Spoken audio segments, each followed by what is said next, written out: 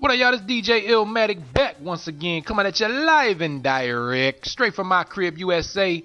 Daily Operation, episode 14. Here to chop it up with you once again about all the goings on in the gaming world today. Now, Electric Relaxation, I'm still playing through Borderlands, the pre-sequel. Won't spend too much time talking about it because I spent a lot of time last week. Will say I really still enjoying the game. I really love the variety of guns they have. Now, I know a lot of times it's the same gun, they just add different stats or this, that, and the third. But one thing they don't let you do is they do not let you change the guns yourself or equip the guns the way you want to, which some people might see as a negative, but I like it because it improves the variety of the guns, because a lot of times I'm finding a gun that may have slightly more damage than the gun I have, but it doesn't have a scope or a red dot sight like the one I have, so I have to make decisions, and so it keeps the guns always fresh. It really keeps the loot system fresh. I'm constantly wanting to find new guns and then having to make decisions whether this gun, I want to keep this gun or that gun, and so I really enjoy that aspect. I'm also enjoying playing as Claptrap, and the skills he has, especially his special ability. You hit L1, I believe it is, on the PlayStation 4.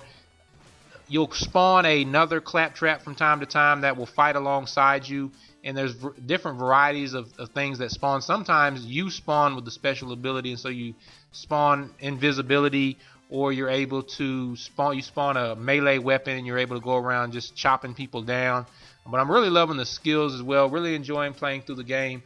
It'll probably still take me a while to beat it, though. It's one of those games, and open world games tend to be a problem, I should say, for me, because I'm one of those people that if I see an icon on the world map, I have to investigate that icon. And so I spend hours and hours and hours playing or completing side missions, and 20-30 hours into a game like this, I realize that I've only completed 2 of the main story missions. And so it's going to take me a while, which is not a complaint because I'm enjoying it so far. I also spent some time playing Shovel Knight. Now, Shovel Knight is a game that released on the PC and the Wii U last year, if I'm not mistaken. Many people loved it. It was on many people's Game of the Year award or list last year. Finally released for the PS4 last week and the Xbox One this week. I'm playing through Shovel Knight on the PS4. For those that don't know, it's a 2D platformer in a 8-bit, 16-bit style, graphical style. Really enjoying this game as well. It's challenging, and that's probably the one drawback for me. And when I say drawback in terms of challenging, it's old school challenging, and back in the days, old school NES, Super Nintendo games, I didn't mind them being challenging because I was young and I didn't get a whole lot of games, and so challenging was a good thing because I might get a game once every 4, 5, 6 months, and so this thing needed to last me that long, and so I didn't mind spending hours and hours and hours on end trying to get by a certain level or a certain boss. Now that I'm much older, I don't have as much time. I have far more resources in terms of income, so I can go out and buy a game whenever I want to, so I have way more games than I could possibly ever play. And so the idea of having to spend hours trying to get by a certain point or a certain level doesn't appeal to me as much. It doesn't mean I'm not going to play through the game. It's just one of those I got stuck on and really I got frustrated because there are checkpoints in the level that you go by, and I did not know. What happens is the checkpoint I got to, there were several enemies that spawned afterwards, so I was bouncing off the enemy. You have several attacks. First of all, you basically have a basic attack, but then you also have a bouncing attack, which is similar to DuckTales, if you've played it back on the NES or the remastered version that released on the PS3 about 2 years ago, I believe it was. But I did this bounce smash off of the enemy, and then I'd end up bouncing back off top of the checkpoint. And I did this 3 or 4 times, and after like the 3rd or 4th time, I ended up destroying the checkpoint. I did not know that. And once you destroy the checkpoint, that's it. It's over unless you restart the whole level. I didn't know that, and so that frustrated me, so I put the game down. I will revisit it. Like I said, I'm to a point now where it's getting a little challenging, and I'm not really sure if I want to invest that time. But I do have the summer of gaming coming up. I'm off all summer, one of the perks of the job, and so I will have 2.5 months to non-stop game, and so I'll definitely revisit it then when I'm up for the challenge. I also spent some time playing MLB The Show 15. Now, the main mode I play, really the only mode I play on the show, is the Road to the Show. And so there are not a whole lot of upgrades from last year to this year. There are a couple, though. There are a couple new minor league stadiums added. There are also gear options, so you can change what kind of bat you use and what kind of rituals you use, and all of these things. Well, not all of them, but some of them add perks to your overall abilities, and so that's a nice added addition. I haven't spent too much time with it. I'm kind of upset because they added a feature where you can bring your Road to the Show character from last year into this year's game. Unfortunately, when I had my issue with my PS4 and had to send it off to get serviced, I forgot to copy that save or upload my last year's Road to the Show save to the cloud, and so now I have to start all over with a brand new character in the minors, and so I wasn't too happy about that. Might not even have gotten the game if I realized I had erased that character, but I did, and so I had to start all over. And I'm enjoying the game. There's not a whole lot of upgrades from last year, but there are enough to keep it fresh for me. Alright, into Buck 'em Down. This is a segment of the show we buck down the foolishness and the ignorance in the gaming world today. And a couple of news stories in the last couple of weeks have caught my eye. One was the announcement from Bungie, the Destiny producer, or the developer of Destiny, excuse me, that the new DLC content, House of Wolves, will release May 15th, I believe. And of course, this was met with a lot of criticism because the House of Wolves DLC will not have a new raid. And this is receiving a lot of criticism because most people agree that the raids are the best part of Destiny, and so the fact that there will not be a new raid has upset a lot of people. Now, they do have a new mode, basically what's described as basically like a horde mode from, say, your Gears of War or something, Gears of War. But many people are very upset that it does not have a new raid. Ironically, and what's funny to me is those people that say they want a raid, they don't want this horde mode, their criticism is that they've seen horde modes before in other games, and so they don't want just another horde mode. But these same people would criticize Destiny if they released another raid, saying, "Why did they just give us another raid? Why don't they give us something new?"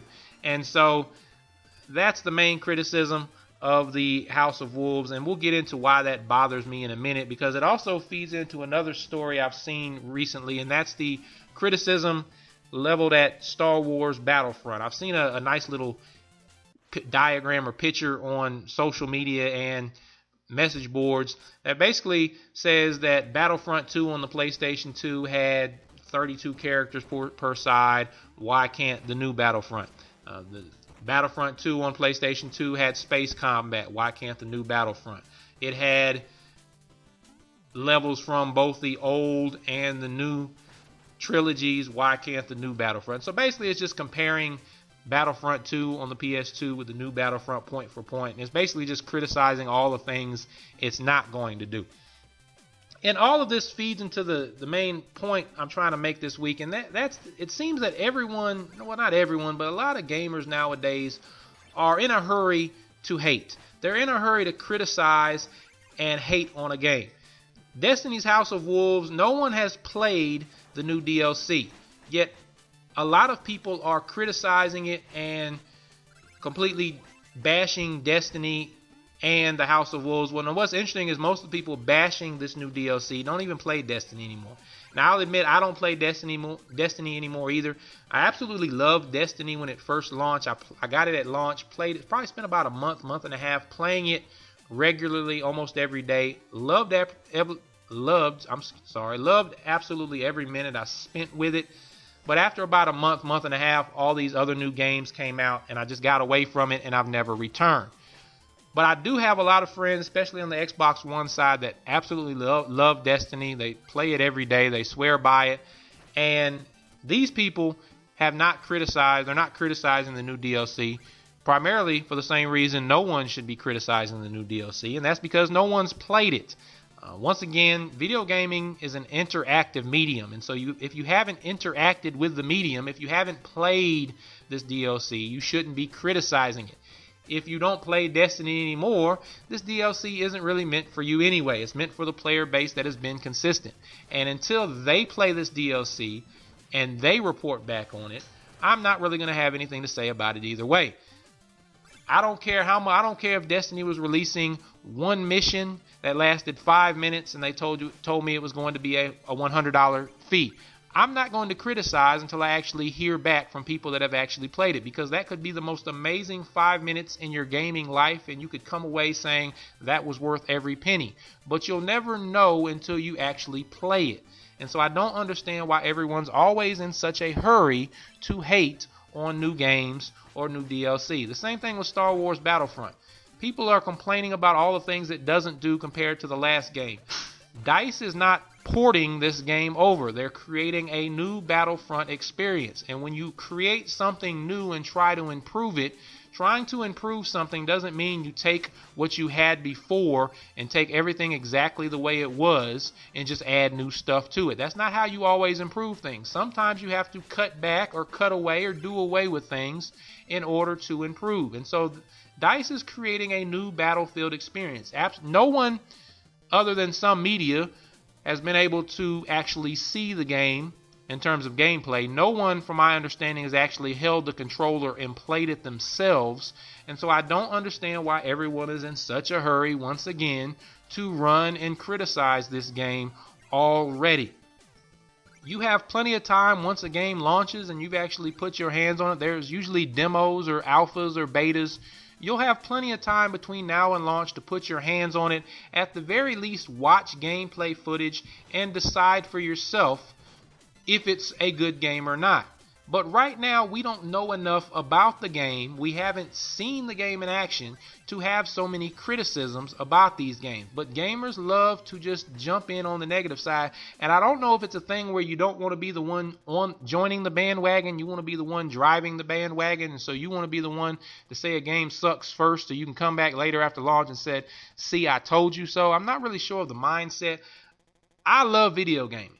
I love everything about gaming. This is how I love spending my free time. And so I never have this much negativity about any game. I was trying to sit here and think about a game I really dislike, and I can't really think of one. The only one I can really think of that I disliked, I did not enjoy, was NBA Live. I don't enjoy the NBA Live series anymore, but I just don't play it. Now, I don't criticize those who enjoy it. I just enjoy NBA 2K15 more, or the NBA 2K series. But I don't, when I think of a game I hate, I can't think of a game I really hate. If I enjoy a game, then I continue to play it. If I don't enjoy a game, I just don't play it anymore. But people act like they're being forced to play these games. They act like there's only 1 or 2 releases every year, and so we have to be disappointed when this game isn't as good as we want it to be, or this game. There are so many games out there. There are so many great games out there that we can play that none of us have time. Very few of us have the resources to play all the games out there available to us. And so there are plenty of great games for us to play and not spend time worrying about the bad games. But neither the Destiny House of Wolves DLC or the Star Wars Battlefront do we have an honest opinion of yet, because we haven't seen or experienced these things ourselves. And so until you actually play the game, until you actually get a hands-on time with the game, keep your criticisms to yourself. If you want to say this worries you or you wonder how they're handled, that's fine. But to bash a game and say, oh, it's not worth the money and I'm not buying it because I know it's going to be garbage. No, you don't. You don't know. And so stop looking foolish and judging things before you've actually had a time to play them yourself. Alright, y'all, that's all the time we got for this week's episode of Daily Operation. Once again, it's been DJ Illmatic, Daily Operation, episode 14. Once again, check us out at 8bitchimp.com for all that gaming flavor you savor, 8bitchimp.com. Also, fat shout to my Organized Gamers family holding me down. Big shout out to my boy Bam, Show, Tav, Certified, the whole crew. Check me out on YouTube, DJ_Illmatic. Like my videos, subscribe to the channel. I'm hitting you with flavor every week. Also hit me up on Twitch at DJ_Illmatic. The same thing. I'm streaming almost daily. And then check me out on Twitter at DJ Illmatic23. That's no underscore, no space. DJ Illmatic23. Get at me at one or all of those things, and I will get back at you. Also check me out on iTunes if you just want the audio version of the podcast. Now live and direct on iTunes, so search 8bitchimp.com and you'll find Daily Operation on iTunes. So check me out, subscribe there, check me out weekly. Once again, it's been DJ Illmatic, Daily Operation, episode 14. We out of here, y'all. 1.